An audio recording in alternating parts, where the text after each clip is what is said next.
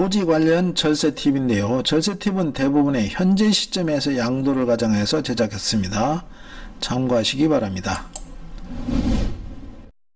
첫 번째 사례인데요. 상속받은 농지의 양도 시기는 언제 하면 될까요? 상속 농지는 일정 조건을 충족하면 절세할 수 있습니다. 사망한 아버지로부터 상속받은 농지를 양도하려는 김국세 씨는 어떻게 해야 감면을 받을 수 있나요? 절세 팁인데요. 상속받은 농지를 김국세 씨가 1년 이상 계속 경작하는 경우에는 8년 자경 감면에 있어서 아버지의 경작 기간과 통산합니다. 김국세 씨가 상속받은 농지를 경작하지 않더라도 상속받은 날로부터 3년 이내에 양도하는 경우에도 역시 아버지의 경작 기간과 통산합니다.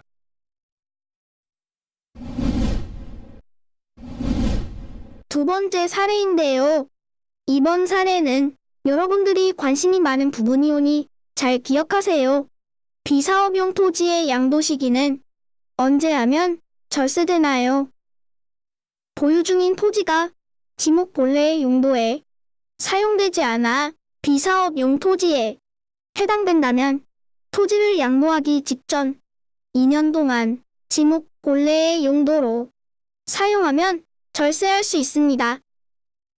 서울 거주 김성실 씨는 지방의 부모로부터 상속받은 농지를 갖고 있습니다. 상속받은 지 5년이 지나 비사업용 토지에 해당되어 양도세 부담이 걱정인데 어떻게 하면 양도소득세를 절세할 수 있을까요? 절세 팁인데요. 양도하기 직전 2년 동안 농지 소재지에 거주하면서 직접 작용하게 되면 해당 농지는 사업용 토지로 인정됩니다. 단, 일정 금액 이상 소득 금액이 있는 경우에는 인정받지 못할 수도 있습니다. 직접 농사 짓기 어렵다면 한국농어촌공사에 8년 이상 수탁하여 임대하면 그 기간 동안은 사업용 토지로 인정됩니다. 부모님이 8년 이상 경작한 농지였다면 농사 짓지 않더라도 비사업용 토지에 해당하지 않습니다. 세 번째 사례인데요. 농사 기간이 짧다면 대토 농지를 취득하면 감면 받을 수 있나요? 농사 기간이 짧으면 대토 농지를 취득하여 절세할 수 있습니다. 퇴직 후 시골에 농지를 구입하고 인농하여 농사 짓고 있는 김성실 씨는 부득이하게 해당 농지를 양도하게 되었습니다. 5년 보유하여 8년 자경 감면을 받을 수 없는데 어떻게 해야 할까요? 절세 팁인데요. 농사를 4년 정도 짓고 있는 상황에서는 대토 농지를 구입하여 농사를 지으면 종전 농지에 대해 양도소득세를 1억 원까지 감면받을 수 있습니다. 양도하는 농지 면적의 3분의 2 이상이고 가액은 2분의 2 이상인 농지를 취득하여 계속 농사를 지으면 양도소득세를 감면받을 수 있습니다.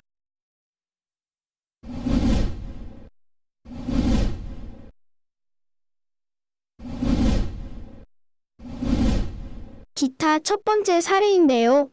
부동산을 공동명의로 취득하면 절세될까요? 부부 등이 공동명의로 부동산을 취득하면 양도할 때 절세할 수 있습니다.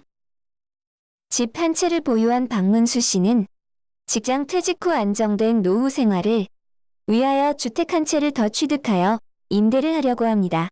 나중에 이 주택을 양도할 때 양도소득세를 절세하고 싶은데 어떻게 해야 할까요? 절세 팁인데요. 공동명의로 취득한 부동산을 양도하는 경우 양도소득세가 공동명의자 각각에 대해 별도로 계산됨에 따라 현행 누진세율 체계하에서 단독명의로 양도하는 경우에 비해 세부담을 줄일 수 있습니다. 두 번째 사례인데요. 양도 부동산의 취득가액을 모르는 경우는 어떻게 해야 할까요? 양도하는 부동산의 취득가격 확인이 되지 않은 경우 새로운 기준시가가 고시되기 전에 양도하면 절세할 수 있습니다.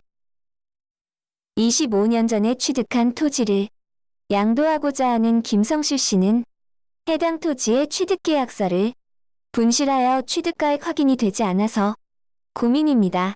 어떻게 해야 할까요? 절세 팁인데요. 부동산을 양도하는 경우 취득가액이 확인되지 않으면 양도 당시의 기준시가와 취득 당시의 기준시가를 비교하여 환산하는 방법을 통해 취득가액을 산정할 수 있습니다. 이 경우 기준시가가 매년 상승한다고 전제할 경우 새로운 기준시가 또는 공시지가나 개별 주택 가격이 고시되기 전에 부동산을 양도하면 취득가액이 높게 산정되어 세부담을 줄일 수 있습니다.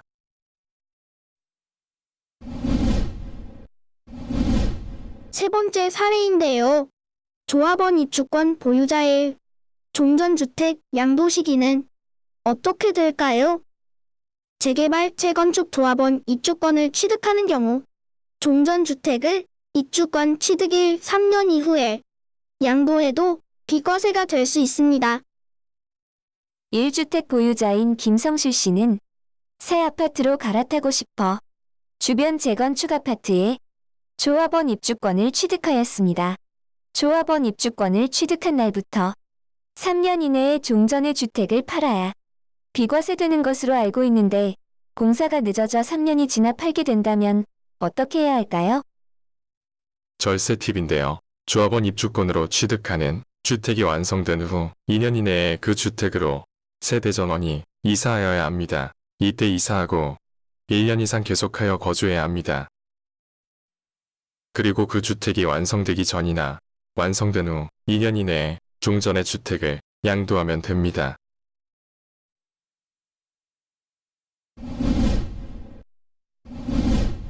네 번째 사례인데요. 2건 이상 부동산을 양도하려면 양도 시기는 어떻게 조절해야 하나요? 2건 이상의 부동산을 양도하는 경우 양도 시기를 조절하면 양도소득세를 절세할 수 있습니다. 다주택 보유자인 김부자 씨는 1주택을 양도하고 다른 1주택을 또 양도하고자 합니다. 어떻게 하면 양도소득세를 절세할 수 있을까요?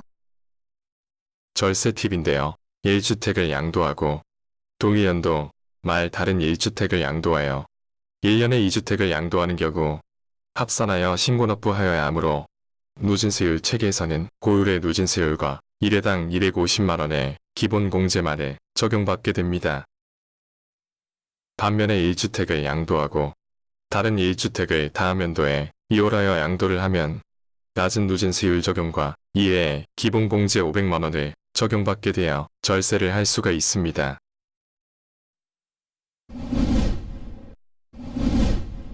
다섯 번째 사례인데요. 필요경비 증빙서류는 미리 챙겨두도록 하자. 필요경비 증빙서류를 챙겨야 양도소득세를 절세할 수 있습니다. 2주택 보유자인 김성실 씨는 3년 전에 분양받은 아파트를 양도하고자 합니다. 입주 시 세시 비용 등 관련 증빙을 잘 챙겨 놓아야 양도소득세 절세가 가능합니다. 절세 팁인데요. 다음과 같은 사항에 유념하여 부동산을 취득하고자 하는 시점부터 관련 증빙 자료를 꼼꼼히 챙기고 보관하면 양도시 절세할 수 있습니다. 첫 번째, 양도소득세 계산 시 비용으로 공제받을 수 있는 항목을 알아두고, 두 번째, 적격 증빙인 신용카드, 현금 영수증 등이나 객관적인 금융이체 증빙을 꼭 챙겨두셔야 합니다. 세 번째, 증빙 자료를 언제 어디서나 쉽게 구할 수 있는 것이 아니므로 비용을 지출할 때마다 미리 확보해 두는 것이 좋습니다. 여섯 번째 마지막 사례인데요. 환급받은 청산금은 양도소득세 신고 대상이 되는가요? 조합원 입주권이 분양금액이 권리가액보다 작아 청산금을 환급받았다면 환급받은 청산금은 양도소득세 신고 대상입니다. 1주택을 보유하고 있고 아파트 재건축 정비사업의 조합원인 박부자 씨는 조합원 입주권이 분양금액이 권리가액보다 작아 청산금을 환급받았습니다. 어떻게 해야 할까요? 절세 팁인데요. 청산금 환급액은 소유권 이전 고시일의 다음 날이 속하는 달의 말일부터 2개월 이내 신고하고 납부하여야 합니다. 청산금을 환급받은 것이 부동산 양도가 아니라고 생각하여 신고하지 않으면 실고 및 납부 지연, 가산세를 부담하게 됩니다. 관련 규정인데요. 도시 및 주거환경정비법에 의하며 재건축 사업에 참여한 조합원이 주택 및 그 부수 토지의 대가로 재건축 조합으로부터 새로운 아파트를 취득할 수 있는 권리와 청산금을 교부받은 경우 그 청산금은 종전의 주택 및 부수 토지의 유상 이전에 해당하여 양도소득세가 과세됩니다.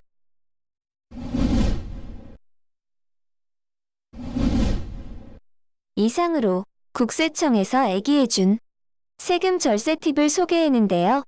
관련 규정을 반복해서 시청을 하고 세금 절세에 도전해 보시기 바랍니다. 본 동영상이 좋았다면 좋아요, 구독하기 부탁드립니다. 화면 왼쪽이 황금빛 세상에서 추천한 동영상이고요.